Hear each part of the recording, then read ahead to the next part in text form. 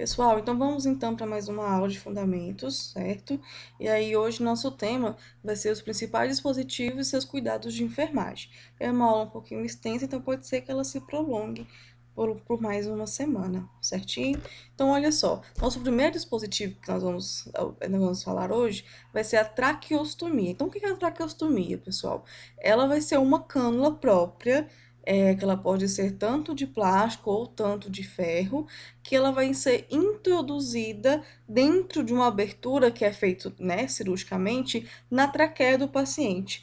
Então, aquele paciente que não tem mais a via respiratória superior ali funcionando, que ela não consegue fazer a respiração normal, e ela também não tem ali o funcionamento, né, um prognóstico de melhora, a gente não espera que ela vá melhorar, ela vai ficar presa ali no ventilador mecânico por muito tempo, a gente vai então inserir a cânula de traqueostomia, para não ficar aquele tubo inserido na boca do paciente. E aí a gente faz a abertura da traqueia, tá bom? Essa imagem aqui de baixo é a abertura da traqueia, né, que é feita aí, como eu já falei para vocês, de forma cirúrgica.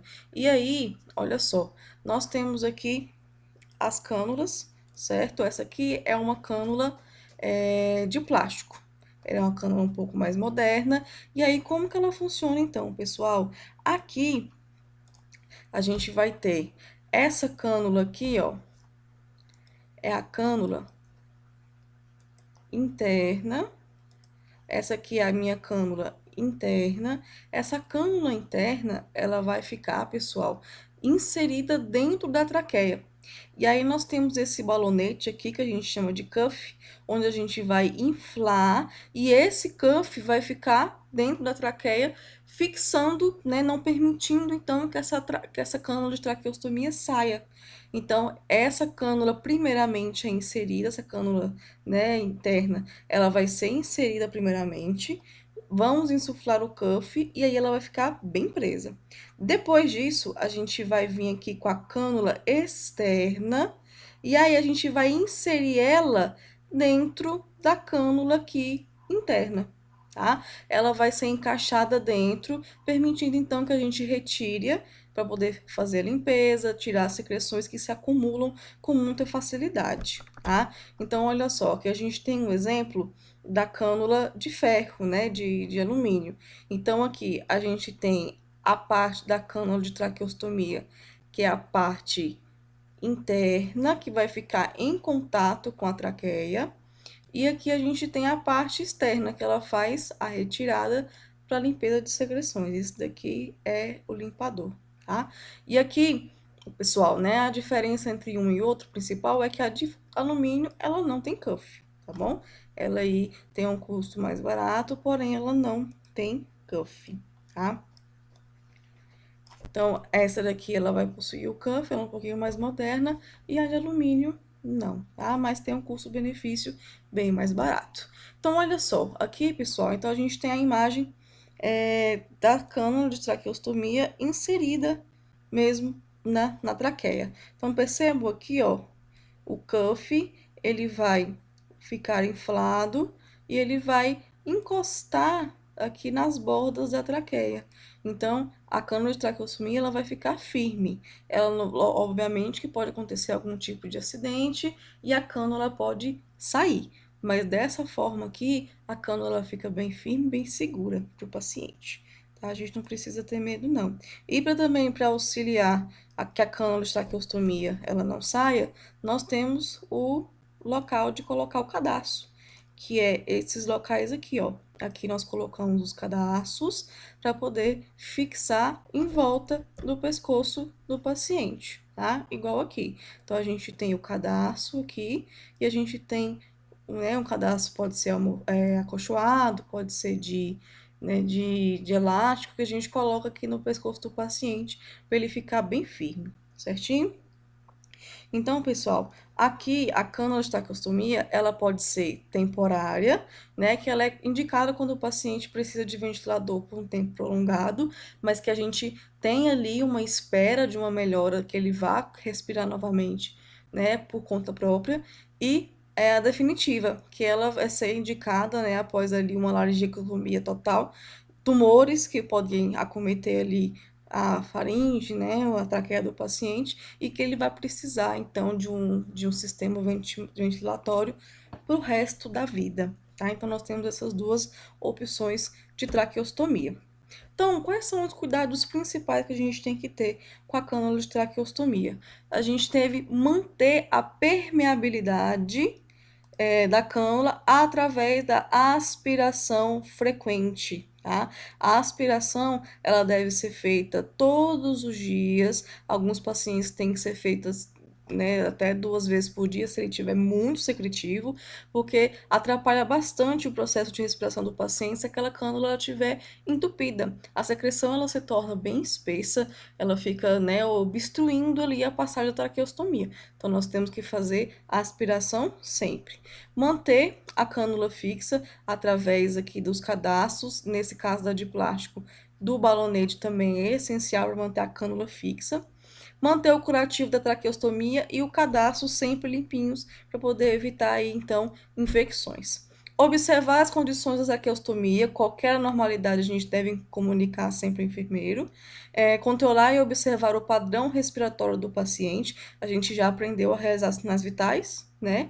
Então, toda vez que o paciente apresentar respirações irregulares, ou então, né, respirações por minuto muito baixas, ou então muito altas, nós devemos ali observar se há algum problema respiratório no paciente. Lavar a cânula de traqueostomia, sempre que suspeitar de obstrução, ela também tem que ser lavada todos os dias, tá? A gente vai aprender a lavar. Educar o paciente para o autocuidado quando é necessário. A gente sabe aí que às vezes não é uma realidade do paciente ter esse autocuidado. O que mais acontece mesmo são nós, profissionais da saúde, cuidarmos da cânula de traqueostomia.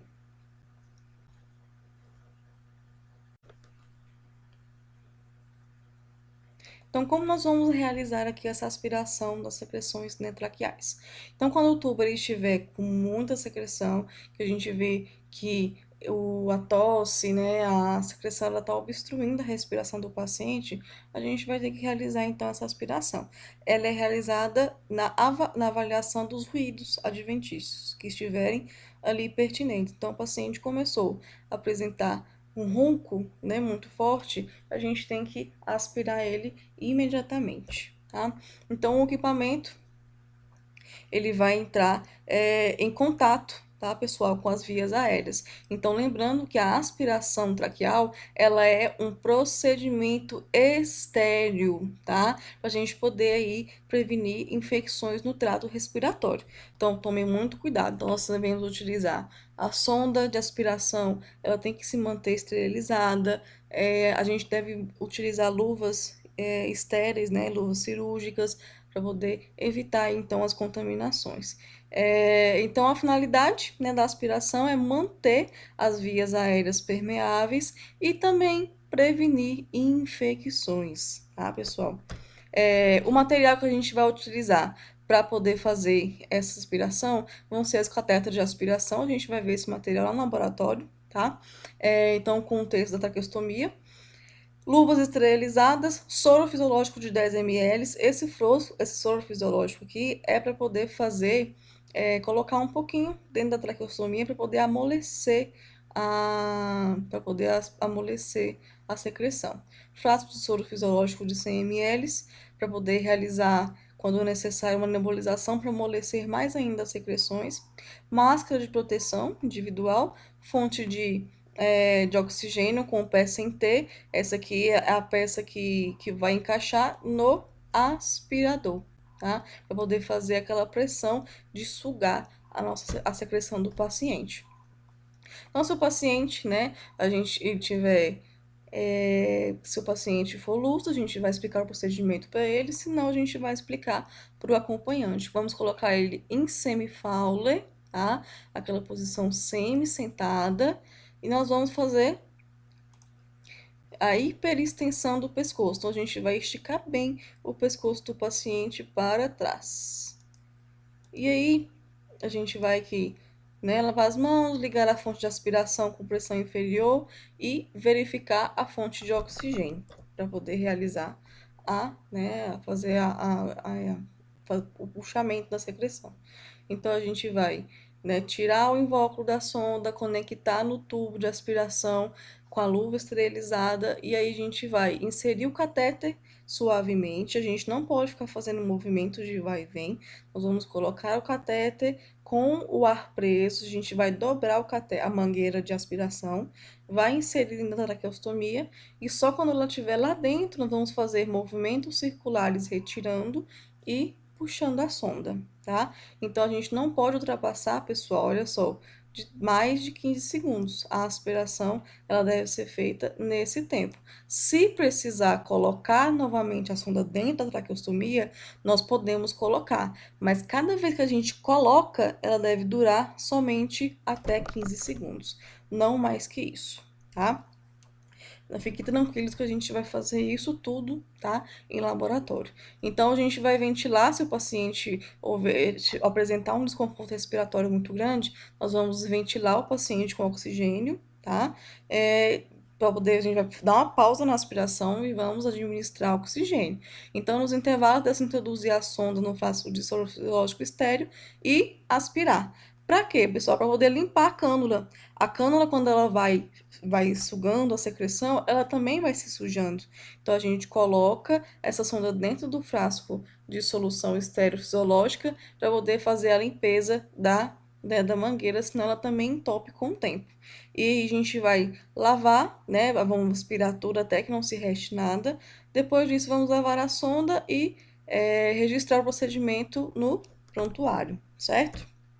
Então, depois que a gente fez toda aquela aspiração, olha só, aqui a gente tem o cadastro, certo? E aqui a gente tem as gases que a gente coloca para poder proteger o pescoço do paciente de lesões, tá bom? Para ficar um pouco mais confortável.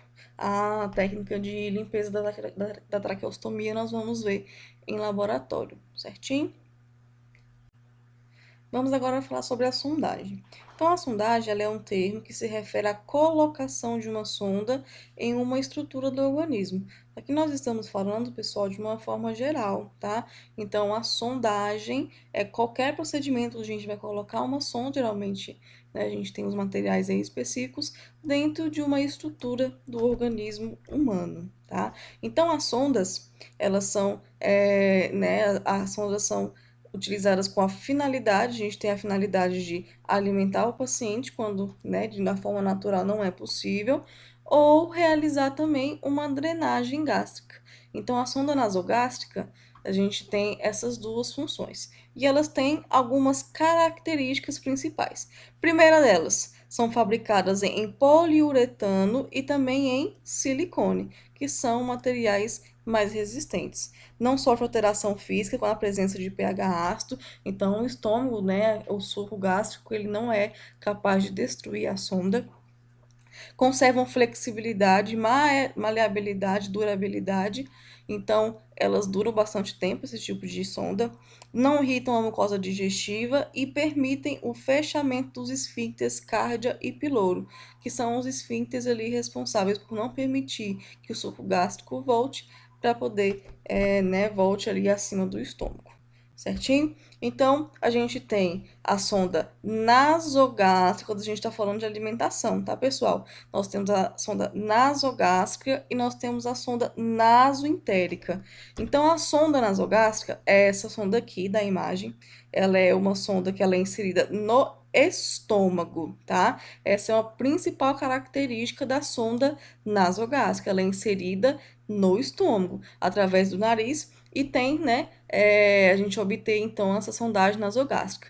A finalidade dela está associada com a maneira que ficar instalada no paciente. Então, se a gente fizer a fixação, ela vai servir para alimentar o paciente. Se a gente deixar ela livre, ela vai servir para poder fazer, né, lavagem intestinal. Essa sonda nasogástrica, hoje em dia, a utilização dela é muito mais para poder fazer lavagem do que para poder realizar alimentação, porque esse tipo de sonda nasogástrica, ela é uma sonda que ela tem uma duração curta, né, de permanência no paciente. Então, a gente utiliza mais a nasoentérica, tá? Então, aqui é o procedimento que a gente vai realizar a colocação da sonda nasogástrica, onde nós vamos medir a sonda da ponta do nariz até o lóbulo da orelha e depois vamos colocar aqui até o processo xifoide, tá? Nós vamos fazer essa medição e esse tamanho que ficar aqui é o que vai ser inserido dentro do paciente. Então, a gente faz uma pequena marcação aqui, onde deu a medida, e nós vamos inserir no nariz do paciente até a marcação, que deu o tamanho da ponta do nariz até o lóbulo da orelha e ali o comecinho do processo xifoide. Então, a sonda ela vai ficar inserida através do nariz e ela vai descer até ficar aqui presente no estômago. Então, qual que é a finalidade, então, desse tipo de sonda? A sonda aberta vai drenar e a sonda fechada, ela vai alimentar. Então, são as duas principais características do sistema aberto e do sistema fechado, tá? Então, a instalação, né, eu coloquei aqui para vocês os materiais, a gente vai ver o procedimento em si em laboratório, tá bom? E o método também eu vou explicar para vocês em laboratório, é mais interessante quando a gente visualiza, certinho?